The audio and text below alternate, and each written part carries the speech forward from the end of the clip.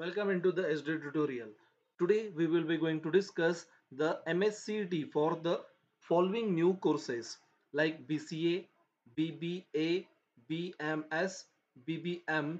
What is these courses? The first one course is there Bachelor of Computer Application, Bachelor of Business Administration and Bachelor of Business Management, Bachelor of Management Study. विद्यार्थी मित्रांनो तर आता आपण बघूया हे जे courses तुम्हाला चार दिसता आहेत हे AICTEच्या अंतर्गत गेल्यामुळे या कोर्सेसला आता तुम्हाला सीईटी देणं मॅन्डेटरी असणार आहे. याच्या अगोदर तुम्ही कॉलेजेसमध्ये जाऊन मेरिट फॉर्म भरल्यानंतर मेरिट बेसिसवरती तुम्हाला कॉलेजेसला ऍडमिशन होत होतं.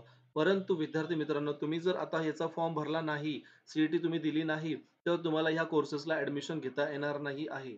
चला तर विद्यार्थी मित्रांनो आता आपण बघूया या कोर्सेस ह्या सीईटीसाठी याची एक्झाम डेट काय आहे, रजिस्ट्रेशन फॉर्म कसा फिल करायचा, date, deadline, fees, syllabus, paper pattern, the top colleges and their courses.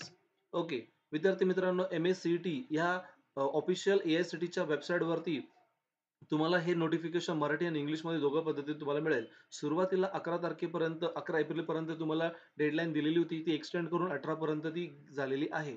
या कोर्सेससाठी तुम्हाला या ठिकाणी MahaDBT mahacity.org ह्या वेबसाईटवरती जाऊन तुम्हाला त्या ठिकाणी रजिस्ट्रेशन करायचं असणार आहे. रजिस्ट्रेशन करताना सगळ्यात पहिले तुम्ही लॉग इन करणार, लॉग इन आयडी जनरेट करणार. लॉग इन आयडी जनरेट केल्यानंतर त्यामध्ये जाऊन तुम्हाला फॉर्म फिल करायचा आहे, जो की सीईटीसाठी असणार आहे. हा फॉर्म वेगळा असणार आहे विद्यार्थी मित्रांनो.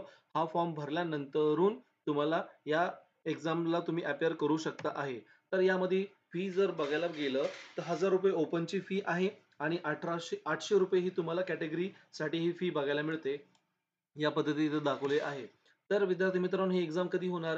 ही एक्झाम तुम्हाला 27 मे ते 29 मे या दरम्यान घेण्यात येणार आहे. ही एक्झामचा पॅटर्न हा ऑनलाईन असणार आहे. ऑनलाईन पद्धतीने तुम्ही ही एक्झाम देणार आहात.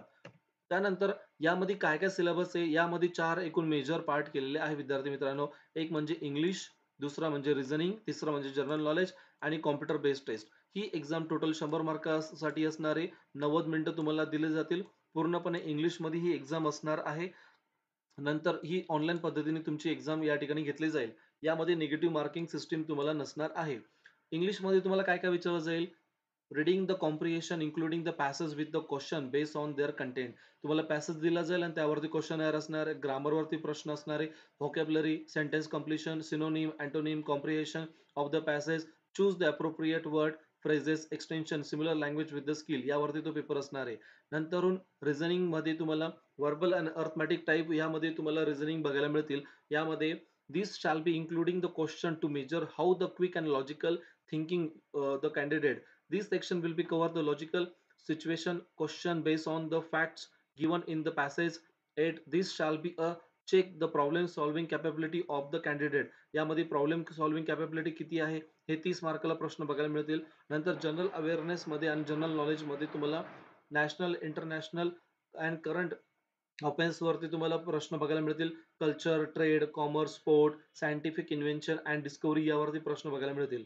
नंतर चौथा भाग जो आहे तो कॉम्प्युटर बेस एक्झाम असणार आहे. कॉम्प्युटर बेस यामध्ये क्वेश्चन मध्ये organisation of computer, central processing unit, CPU structure, CPU input output devices, computer memory, memory organisation, नंतरून तुम्हाला इनपुट डिव्हाइसेस काय, आउटपुट डिव्हाइसेस काय, सिस्टम सॉफ्टवेअर कुठले असतात, ॲप्लिकेशन सॉफ्टवेअर कुठले असतात. त्यानंतरून तुम्हाला application basics of internet, world wide web काय असतं, HTTP काय असतं, त्याच्यानंतर सॉफ्टवेअर ॲप्लिकेशन्स काय आहे, नंतर सिस्टम ॲप्लिकेशन्स काय, यावरती तुम्हाला 15 मार्काचे हे प्रश्न तुम्हाला बघायला मिळतील. त्यानंतर पुन्हा एकदा बघूया पेपर पॅटर्नमध्ये तुम्हाला 40 मार्काला इंग्लिश आहे, 30 मार्काला रिझनिंग आहे, 15 मार्काला जनरल नॉलेज आणि अवेअरनेस आहे, कॉम्प्युटर बेस्ड टेस्ट ही 15 मार्काला असणार आहे. अशा पद्धतीने 100 मार्काला तुम्हाला हे पेपर येणार आहे. 90 मिनिटासाठी ती एक्झाम कंडक्ट केली जाईल.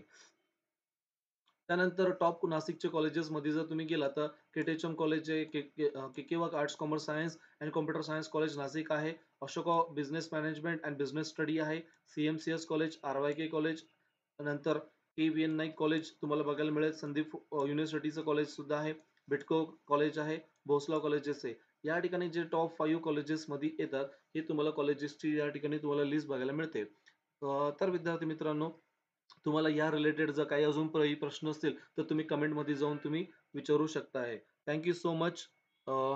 For more information stay tune with this SD tutorial.